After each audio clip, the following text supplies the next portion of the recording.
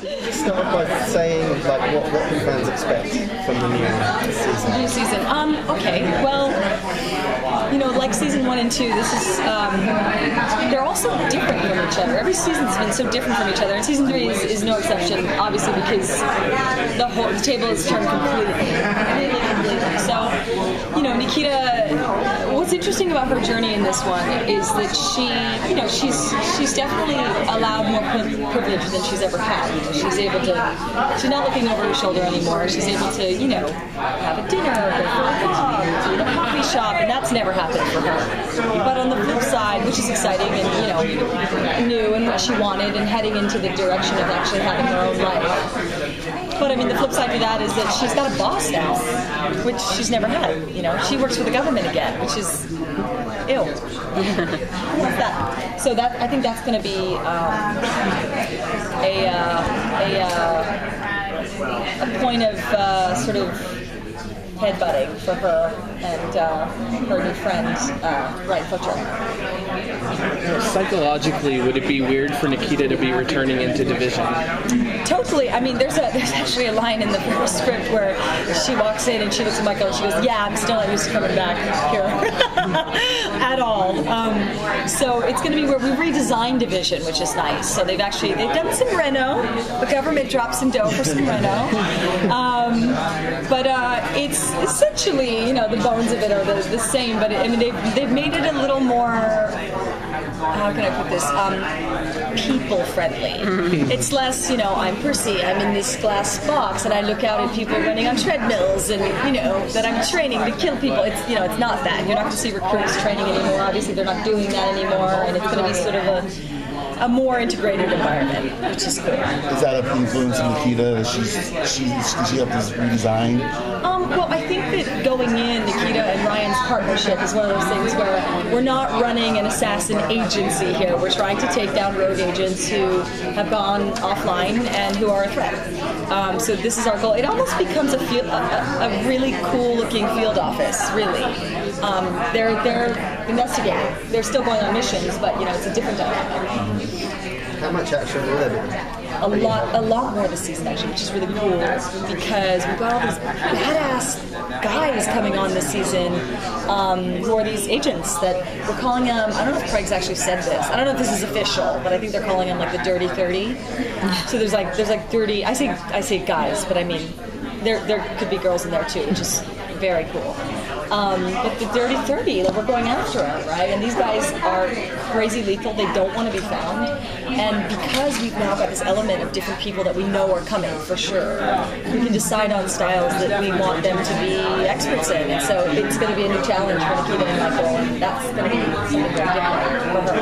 Do you think one of with Owen coming back, that might be one of his intro into helping you guys clean 30-30? We need him. One of the first things I said was, when are we getting Owen back? We need Owen because this is his specialty. He was a cleaner. He's one of the guys who tracks these guys down. And also one of the few guys who's capable of handling these guys once you find them. So Owen's essential for this season. He really is. And so is Ryan Fletcher. So I'm glad that they're both season regulars. It's super exciting. You mentioned that they're coming after you as well as you was going out finding them. I don't know that they're coming after me. No, I think that these guys do not want to be found. Gotcha. I think that they've dug out their trackers in the worst way, gotten offline, and just need to go because I think they know that any loose end that is tied to Division, the government will be looking to erase before they can actually clear the slate and move on. That's who they are. Michael and Nikita had a few problems with their relationship in the second season, but it seemed to come together at the end. Yeah. Are we still going to see them, going strong and steady? We had an even stronger, sweeter scene at the end of the second season that got cut. TV, 42 minutes.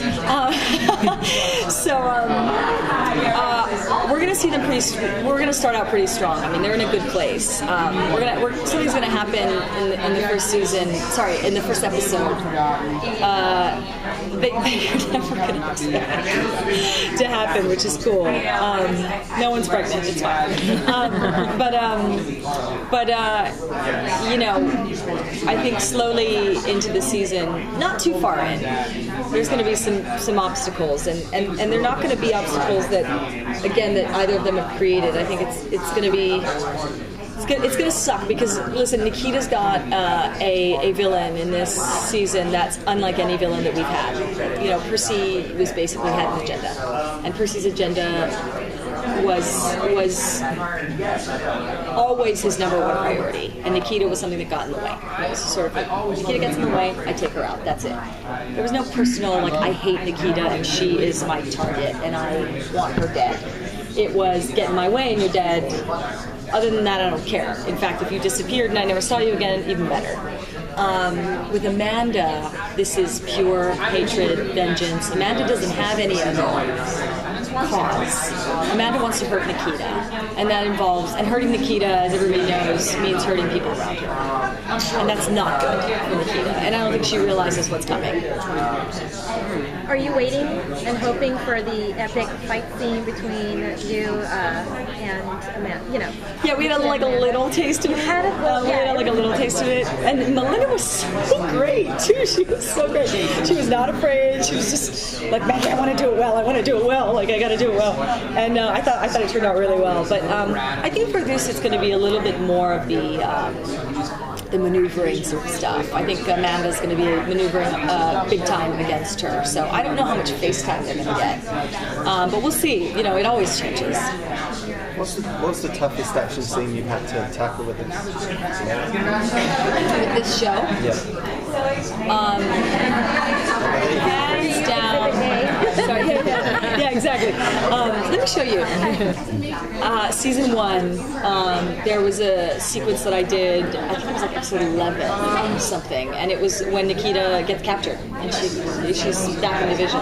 She escapes, and there's a action scene where sort of the lift doors open and she's on the training floor of division, and there's like 30 recruits, you know, there that she's got to fight her way through to get to the other side. And I thought I was going to die doing that. I mean, we wanted it all in one take because I do my action, so I don't want cuts. You know, I'm always fighting not to have cuts if we can swing it.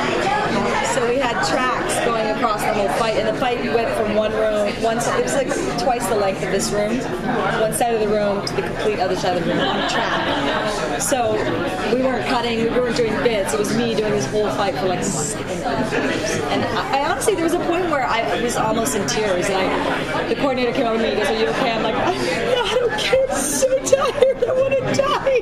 He was like, "Oh my God, just a little more, Maggie, a little more." It was exhausting. I mean, it was like, I can't even explain to you how hard it was. Does it get easier now with time, like season 3? I think with stuff like that, that's endurance stuff, right? And like to keep up endurance stuff, you have to train like a professional athlete, which I don't get the time to do. So all of a sudden I get this fight where it's like I need the endurance of an Olympic, athlete, and I'm like, really? So, but I would say that my memory and my skill set gets higher. But I wouldn't say that it ever gets easy because I'm the hardest person on me.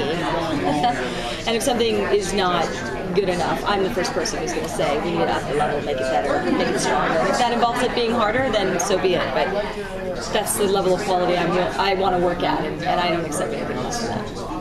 In the episode Rat, when you were captured, you were really amazing in that. How was that like to film that scene? It was horrible. It was horrible. My friend Albert Kim wrote that script, and Albert is an incredible writer, but the thing that I really love about Albert, especially being a man, is he always has the heart of the story. It's always there. I never have to look for the heart of Albert's scripts. And mind you, I do go through scripts and go, I don't know how I'm supposed to be emotionally affected by this. We need to go through this again. And with Albert's scripts, I never have that. And when he wrote that script, he was actually in a bad place writing it because it was just so difficult for him to go there. And when I got it, I called him up and I said, I really need you as my friend on this episode. I need you to support me through this because I don't know if I can do this without a real friendship. And he was like, Maggie, I'm there for you. I love you. We're going to do this together. And we did, but there were times where, I had to just, it was awful. It was really, really hard. I have to say. Oh my God. It was just awful.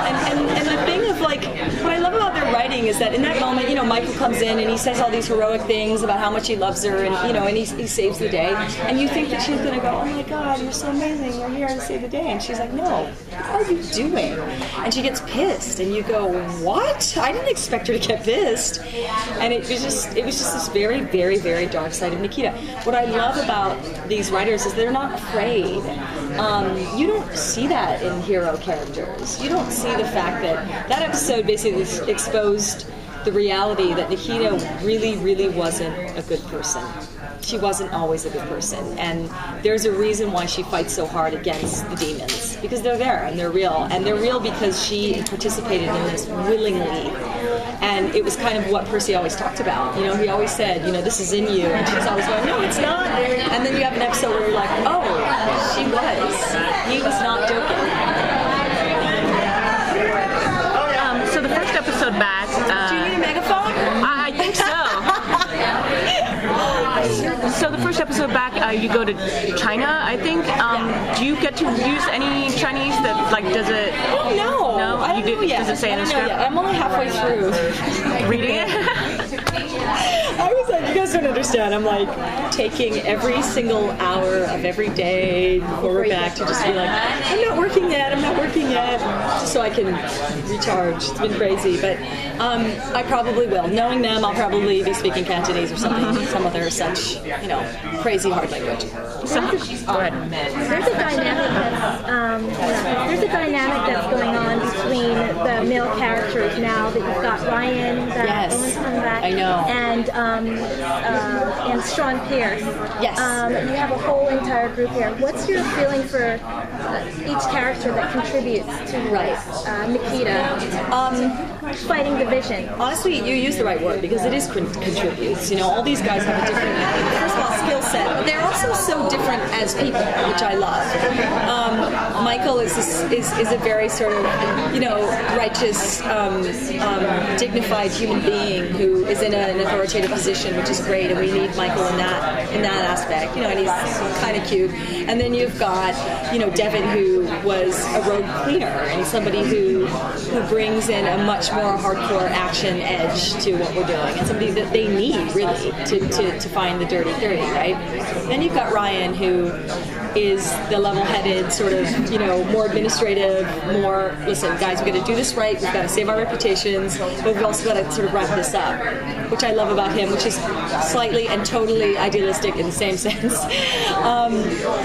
We're going to see Ryan grow also this season. We're going to see him get a lot tougher, actually, because Nikita's going to challenge him in a way that he's not going to like and that she's not going to like. So there's going to be a little bit of friendship building, but also just sort of business that goes down. And then you've got Sean, who is a lovely sort of addition, being Alex's love interest, number one, and then also, being a really sort of, he's a good guy. Sean Pierce is a good guy, and I think he wants good things, and I hope that he sways Alex to want good things, because I think Alex, wants to stay in the middle of the fight and whatever, but I think that, Sean may sway her to want something else. Who knows? Let me just get a quick shot for your fans.